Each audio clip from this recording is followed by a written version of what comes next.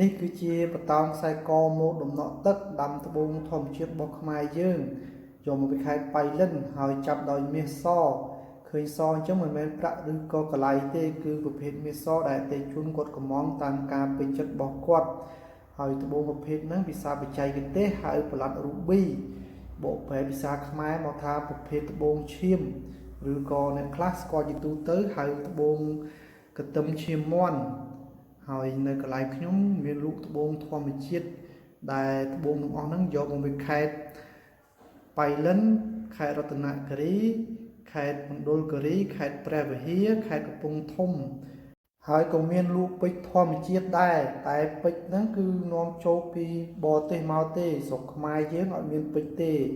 មានតែប្រភេទត្បូងធម្មជាតិបើពេជ្រធម្មជាតិស្រុកខ្មែរយើងអត់មានដុះនៅស្រុកខ្មែរទេអ្នកខ្លះថាមានតែមួយរយៈនេះខ្ញុំរកទៅអត់មានពេជ្រទេស្រុកខ្មែរយើងហើយបើសិនបងប្អូនចង់បានត្បូងកន្ទឹមឈាមមាន់ធម្មជាតិ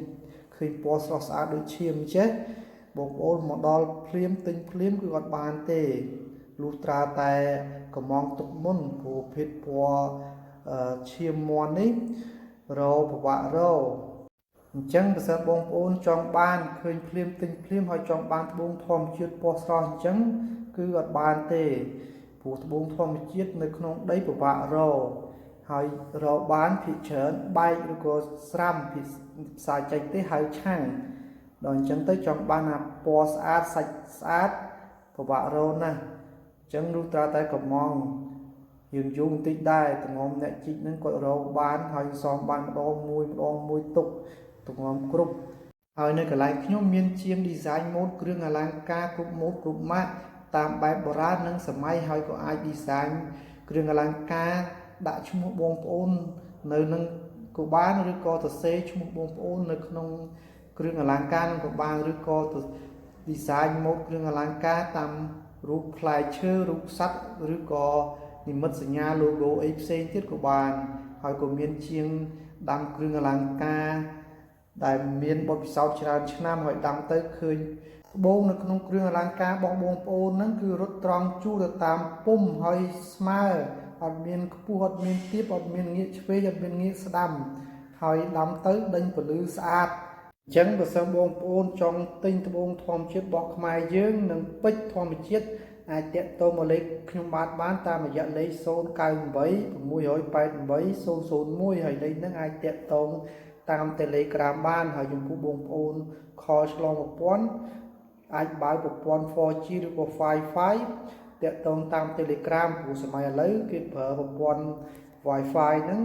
ងាយស្រួលតាក់ទងគ្នាពាក់ព័ន្ធនឹងបញ្ហាខលទូរស័ព្ទឆ្លងប្រព័ន្ធហើយបើបងប្អូនចង់ធ្វើគ្រឿងអលង្ការពាក់ប្រើបងប្អូនមានជាងខ្លួនឯងស្រាប់បងប្អូនអាចទិញត្បូងពីខ្ញុំទៅយកឲ្យជាងបងប្អូន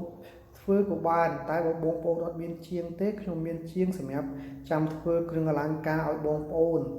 ហើយបើសិនបងប្អូនទិញត្បូងពីខ្ញុំឲ្យបងប្អូនឆែកមើលមកស្រីឆែកមើលនៅកន្លែងណាក៏បានដែរឆែកទៅបើសិនឃើញមានបញ្ហាបងប្អូនអាចដូរយកត្បូងថ្មីឬក៏ដូរយកលុយវិញក៏បានហើយចំពោះបងប្អូននៅក្រៅប្រទេសកម្ពុជាបងប្អូនចង់ទិញត្បូងធ្វើគ្រឿងអលង្ការបងប្អូនអាចទិញត្បូង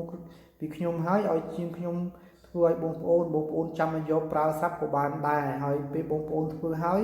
បងប្អូនមានសាច់ញាតិអាចយកគ្រឿងអលង្ការទាំងអស់នឹងបានតែបើសិនបងប្អូនអត់មានសាច់ញាតិទេបងប្អូនអាចផ្ញើទុកនៅខ្ញុំសិនក៏បានហើយពេលណាបងប្អូនមានឱកាសបានមកលេងស្រុកខ្មែរបងប្អូនអាចតាក់ទងមកខ្ញុំយកគ្រឿងអលង្ការដែលបានធ្វើផ្ញើទុកនៅខ្ញុំវិញក៏បានហើយក៏សូមអភ័យទោសពីចម្ងាយផងដែរបើសិនមានបញ្ហាបរិយាយណាលើសលួសមួយចំនួនសូមអភ័យទោសជួបគ្នាវីដេអូឃ្លីបក្រោយទៀតបាយបាយ